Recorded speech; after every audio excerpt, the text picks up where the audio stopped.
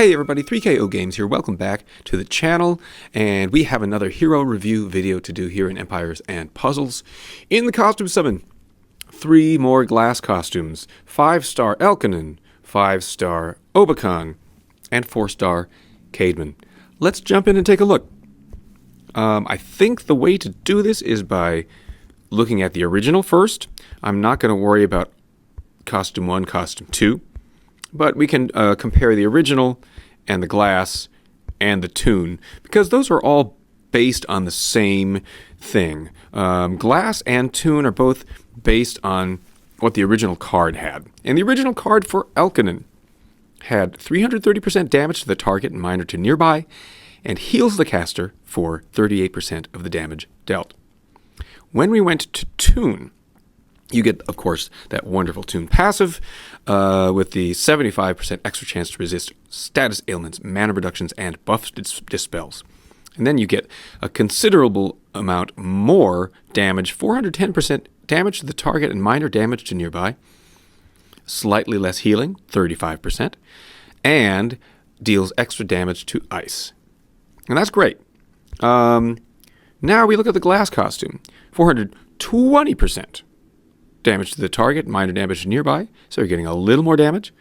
Heals the caster for 37. This was 38, that's 37, and this was 35. So it's right in the middle there. 37% of the damage dealt, he's healed. And we lose that extra damage to ice. And we also pick up the glass passive, which people have mixed reviews about. It's a 60% extra chance to reflect status ailments back to the attacker. Is it better to have 60% chance to reflect or 75% chance to just deny it? It's a tough call, because 60% and 75% aren't that far apart, but they sure seem like it. 60% feels like a coin flip, and 75% seems like almost automatic, right?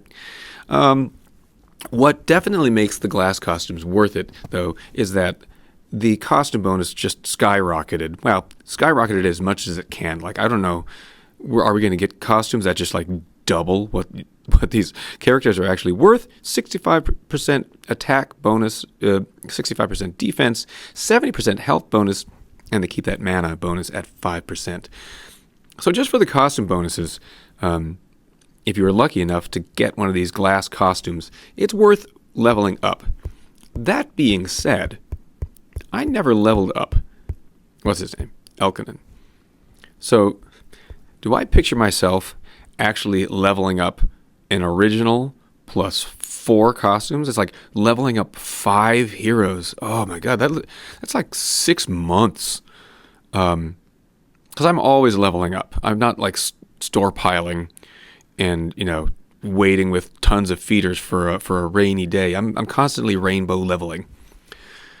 So the thought of starting glass Elkanen is a little intimidating for me. Glass Obakan, let's look at him, because I do have Obakan and costume 1 and 2. So leveling up the toon and the glass costume, I could probably do that. Let's see what he does. The original was 310% damage to the target and minor damage to nearby. Caster, and the caster alone, counterattacks with 115% of the damage received for 4 turns. We went to toon. Well, we went to Obakan 2, which is really the best, because caster nearby counterattack, and they regenerate a moderate amount of mana, and then he's fighter class, so he's going to always revive. He was the first guy that I double limit broke, and added the 25 nodes of emblems to. Might have to strip that once eventually, but Obakan 2 is my tank and all that stuff for a long time.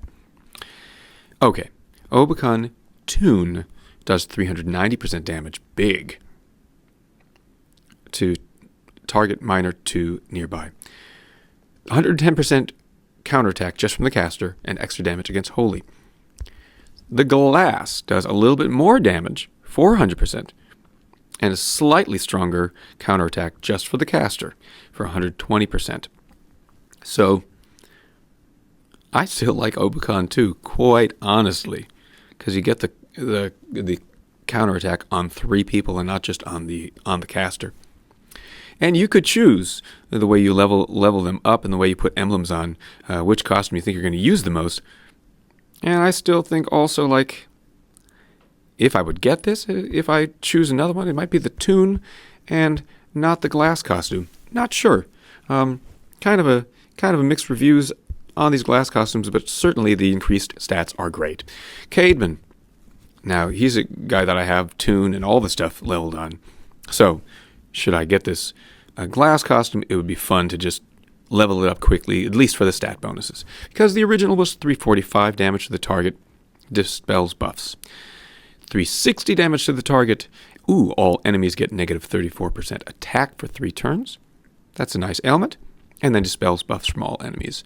That compared to 350% damage, extra damage against ice. So at least you're getting something else different. You're getting additional attack, and then that attack down to all the enemies is pretty nice for the Caedmon glass costume.